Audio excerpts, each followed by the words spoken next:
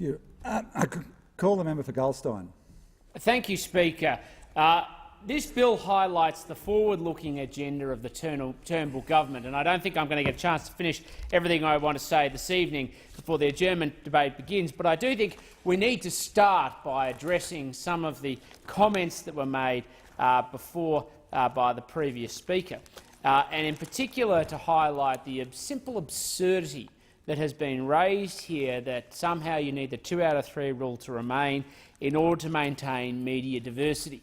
The previous Speaker mentioned specifically, and quite rightly, about the fact that we have never lived in a more diverse media environment in this country or around the world. Today you can access, yes, through the internet, but also through lots of other mediums, technology and information services from all around the globe.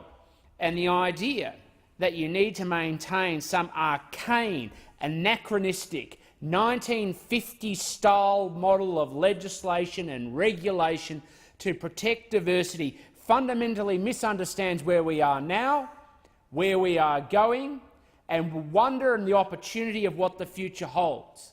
Because when you look at the challenges we face in the media, it isn't around diversity.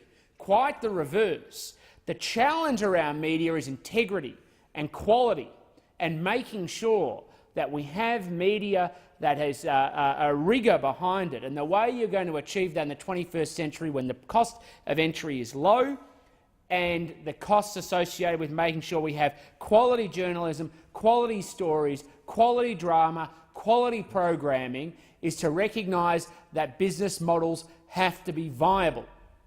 And by putting unnecessary, arcane and anachronistic restrictions on that, you will not achieve the business model we need for Australian media to thrive, and to project stories not just for domestic consumption, which are very important, because Australians always need to be able to see themselves and their stories through the media that's projected within our country and our continent, to project those stories to the world in a business model that's effective and commercially viable, because that is the future of Australia's culture, and making sure it's commercialisable so that we can project that image to the world. It can be a great export sector for this great country. Order.